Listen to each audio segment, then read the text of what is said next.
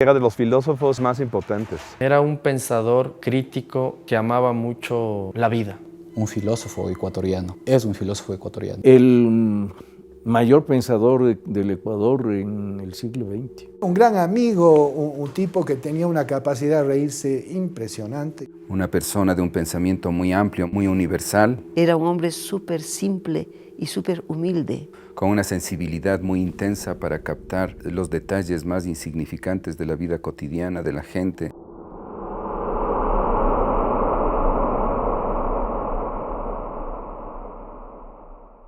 Él estudió la primaria en el Colegio La Salle y luego nuestro padre, papá, le puso en el Colegio Mejía.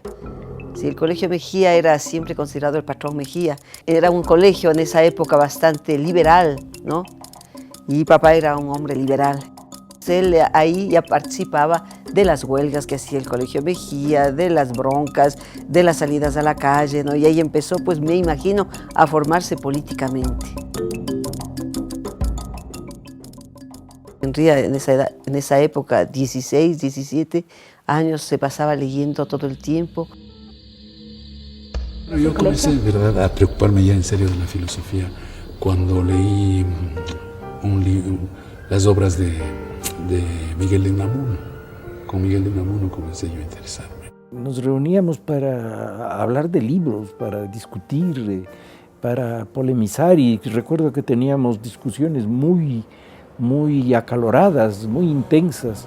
Sobre todo nos interesaba la actualidad. ¿Qué pasaba en América Latina a partir de 1959?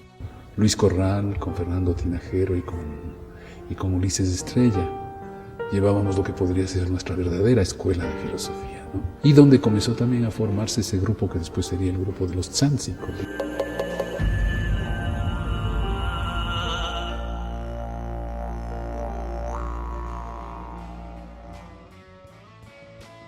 Eran los años 60, en el mundo entero se extendía una fiebre de cambio, de impugnación, de transformación. Y claro, esta fiebre también nos contagió a nosotros, ¿no?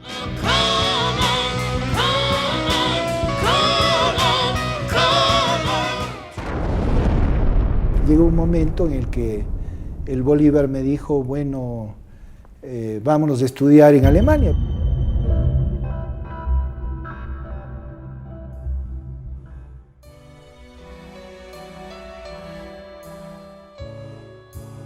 Nos fuimos a Alemania, a Friburgo, para estudiar con Heidegger. Entonces decidimos irnos a Berlín. Vivir una vida auténtica, eso era lo que... Es decir, salir del marasmo, de la mediocridad, del automatismo, de la estupidez cotidiana en la que se vivía en esa época en Quito. A temprana edad, en una época en que las comunicaciones eran limitadas, él se fue curioso por descubrir el mundo, por descubrir las letras, por descubrir el pensamiento, sin miedo, por la pasión del descubrir. Bolívar, que era un hombre muy disciplinado, sin que esto le quitara alegría, sentido del humor, ironía, que eran rasgos muy característicos suyos, él se quedó. Y es a través de sus cartas que nos vamos enterando de toda su vida, de lo que hace por allá, de lo que está estudiando, ¿no? Y de cómo se va involucrando en movimientos estudiantiles. Bueno, allá en Alemania se involucró mucho en el 68. En Alemania el movimiento estudiantil fue muy grande, había un componente latinoamericano muy importante. Bolívar llegó a ser integrante del grupo de Duschke. Bolívar estaba en ese entonces seriamente involucrado ya en el movimiento estudiantil alemán. Luego de pasar la onda, llegado el mayo del 68 y otros procesos en Alemania, decidió ir a México. La Ciudad de México es una ciudad, sobre todo en estos años de los 60s y los 70s, donde habían muchísimos exiliados de toda América Latina. Entonces se hace todo un ambiente de discusión muy interesante. Eso seguramente le ayuda a Bolívar Echeverría a desarrollarse más. Llegó a ser profesor emérito de la Universidad Autónoma de México, es la máxima distinción académica que pueda tener.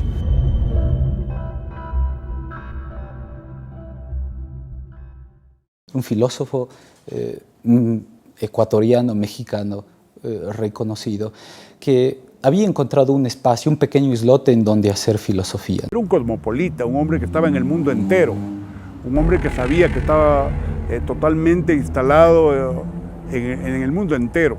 Sabía lo que estaba ocurriendo en Nueva York, en Madrid, en Berlín, por supuesto en Ciudad de México y también aquí. El mayor aporte de Bolívar Echeverría es la elaboración del concepto de ethos histórico, que puede entenderse como una forma colectiva de comportamiento que se da históricamente en los pueblos. Esa especie de interpretación de la resistencia cultural que implicaba entender un poco el etos barroco en América, era una forma de acercarse a su pensamiento.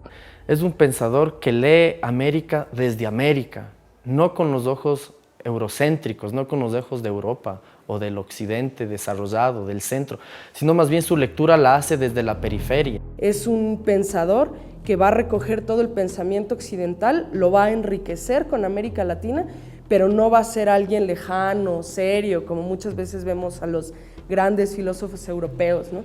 Sino que va a estar siempre políticamente comprometido con aquellos elementos que él consideró importantes sobre América Latina. Es un modo de vivir el capitalismo y las contradicciones del capitalismo, reconociendo que existen, pero como si no existieran.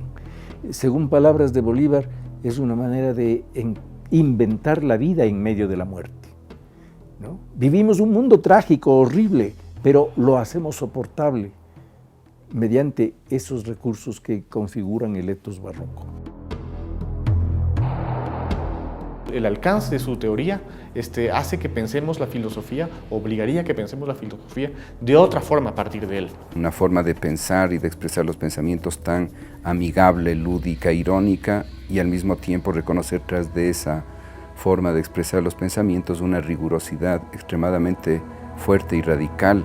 Es un crítico del poder y busca siempre utópicamente un momento en el que la libertad humana se pueda realizar en términos efectivos. Hacer de alguna manera actos o hechos que valgan la pena, es decir, que dignifiquen la existencia humana, que dignifiquen la existencia humana.